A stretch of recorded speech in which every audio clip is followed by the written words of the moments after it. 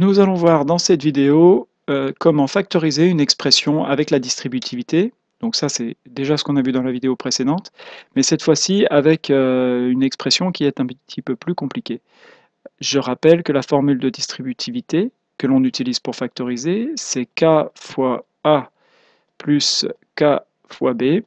Si jamais on a une expression qui se présente comme ceci, sous la forme d'une somme dans laquelle il y a deux termes, et dans les termes on repère un facteur en commun, ici le nombre k, alors on factorise en écrivant k fois a plus b. Et donc on passe bien d'une somme à un produit, donc on factorise. C'est ce qu'on va utiliser ici. Alors regardons l'expression a et essayons de repérer un facteur commun. Nous voyons que il y a bien une somme ici, de deux termes, et dans les deux termes, nous repérons qu'il y a x-3 ici et x-3 ici.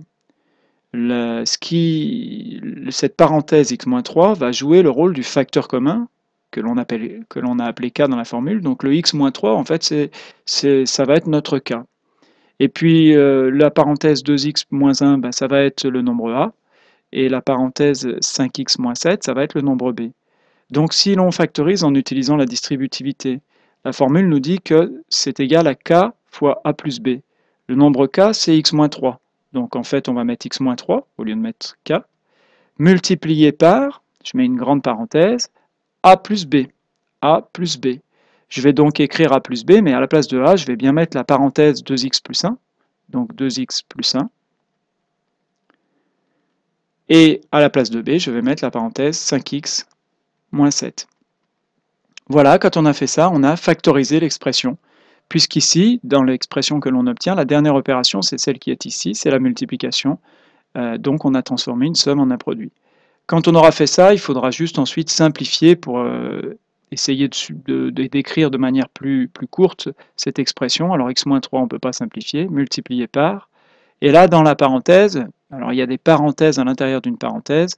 Quand vous aurez un plus devant une parenthèse, c'est comme si c'était plus 1 multiplié, on l'a vu quand on a fait la distributivité, multiplié par la parenthèse, et ici c'est comme si c'était plus 1 multiplié par la parenthèse, donc multiplier un nombre par 1, ça ne change pas sa valeur, donc les parenthèses ne servent à rien, on écrira 2x plus 1 plus 5x moins 7.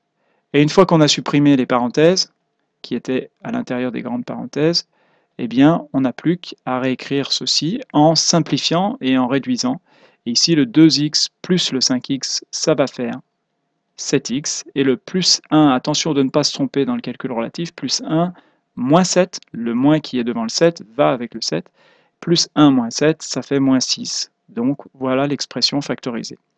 Quand on regarde l'expression de départ, l'expression a au départ et l'expression a à l'arrivée, ici j'ai mis des égales à chaque fois, eh bien on constate que l'expression factorisée est quand même beaucoup plus courte. Donc c'est quand même intéressant de factoriser parce que finalement ça permet de réduire l'expression et d'avoir quelque chose de plus simple. Donc voilà ce que vous devez savoir faire pour des factorisations un petit peu plus compliquées. Alors regardons ce que ça fait sur un deuxième exemple. J'ai oublié de préciser, comme peut-être dans les vidéos précédentes aussi, que quelle que soit la valeur de x, bon déjà quand vous rédigerez, il faut vraiment rédiger en colonne parce que si vous écrivez ça en ligne, d'abord ça sera quasiment illisible et surtout quand on rédige en colonne, on voit bien ce qui se passe d'une étape à l'autre et il y a quand même ici pas mal d'étapes.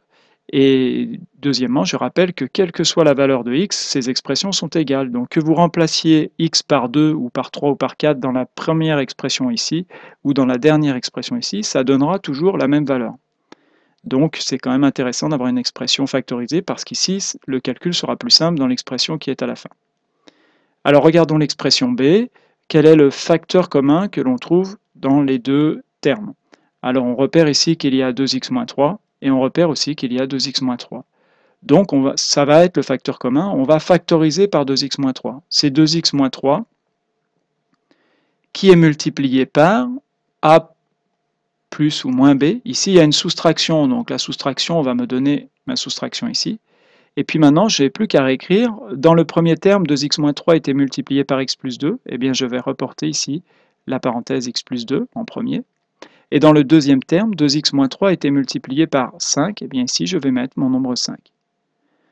Quand on réduit, c'est-à-dire quand on simplifie la deuxième parenthèse, on obtient 2x moins 3 multiplié par, je ne mets plus le signe multiplié, x plus 2, devant cette parenthèse, il n'y a rien du tout, donc la parenthèse sert à rien, on écrit x plus 2, moins 5. Et enfin, on réduit, ça va donc nous donner 2x moins 3 multiplié par x plus 2 moins 5, plus 2 moins 5, ça fait moins 3, attention au calcul relatif. Voilà deux exemples de factorisation un petit peu plus compliqués. Après, il y a toujours quelques cas particuliers, notamment quand il y aura des carrés. Je verrai si je fais une petite vidéo pour montrer ces cas particuliers. Pour vous entraîner, vous pouvez essayer de faire l'exercice 36 à la page 148 que, normalement, on essaiera de faire en classe. Voilà, à bientôt!